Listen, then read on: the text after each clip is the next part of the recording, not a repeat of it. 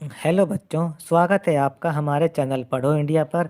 आज के अपने इस वीडियो में हम करेंगे कक्षा 4 की हिंदी की कार्यपत्रक नंबर 26 और इसमें हमें करना है व्याकरण का कार्य।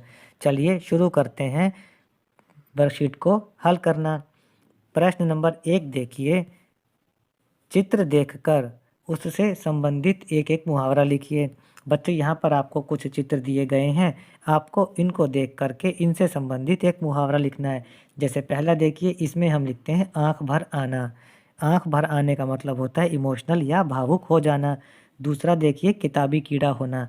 किताबी कीड़ा होना का मतलब होता है बहुत ज़्यादा पढ़ाई करने वाला बच्चा होना। देखिए अब ये तीसरा देखिए, घर का दीपक। घर का दीपक का मतलब होता है घर की शोभा या घर का कोई बहुत अच्छा प्यारा या योग्य व्यक्ति। फिर ये देखिए, घोड़े बेचकर सोना। घोड़े बेचकर सोने का मतलब होता है आराम से बहुत गहरी नींद सोना। और फिर देखिए, नाक ऊंची होना। नाक ऊंची होने का मतलब होता है गर्व होना। आगे बढ़ते हैं हम प्रश्न नंबर 2 पर। विपरीत शब्द यानी विलोम शब्द। नीचे लिखे हुए शब्दों में अ जोड़कर विपरीत शब्द लिखिए। बच्चों यहाँ पर कुछ शब्द दिए गए हैं, इनके आगे अगर आप आ जोड़ देंगे तो वो इनका विपरीत शब्द या विलोम शब्द बन जाएगा। जैसे धर्म का अधर्म, सत्य का असत्य, योग्य का अयोग्य, विश्वास का अविश्वास, प्रसन्न का अप्रसन्न, पवित्र का अपवित्र, सुविधा का असुविधा और हित का अहित। देखते हैं प्रश्न नंबर 2 का दूसरा भाग। नीचे लिखे हुए शब्दों में अप जोड़कर विपरीत शब्द लिखिए।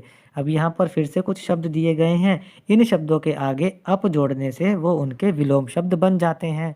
जैसे यश का अपयश, शकुन का अपशकुन, मान का अपमान, व्यय का अपव्यय।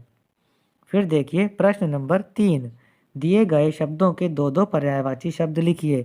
अब यहाँ पर शब्द दिए गए हैं, आपको इनके दो दो पर्यायवाची शब्द यहाँ पर लिखने हैं। जैसे रात के हैं रात्रि और रजनी, पक्षी का खग और नभचर, मित्र का दोस्त और सखा, कुशल का दक्ष या प्रवीण, आँख का नेत्र और नयन। आगे देखते हैं प्रश्न नंबर 4। उचित सर्वनाम लिखकर वाक्यों को पूरा करो। अब यहाँ पर सर्वनाम लिख करके वाक्य पूरे करने हैं। बच्चों सर्वनाम उन शब्दों को कहते हैं जो संज्ञा के स्थान पर प्रयोग किए जाते हैं। चलिए करते हैं। मोहन और उसकी बहन मुंबई में रहते हैं। उसने अपनी बहन को एक अच्छे स्कूल में दाखिला दिलवा दिया। वह पढ़ाई में बहुत तेज थी।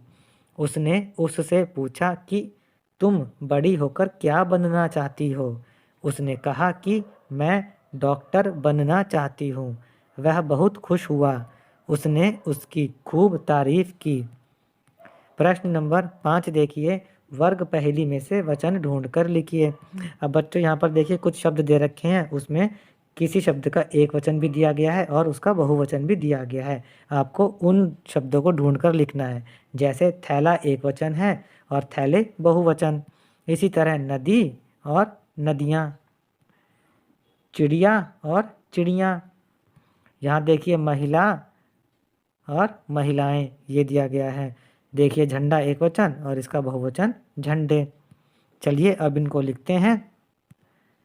थैला थैले, चिड़िया चिड़ियाँ, नदी नदियाँ, झंडा झंडे, महिला महिलाएं।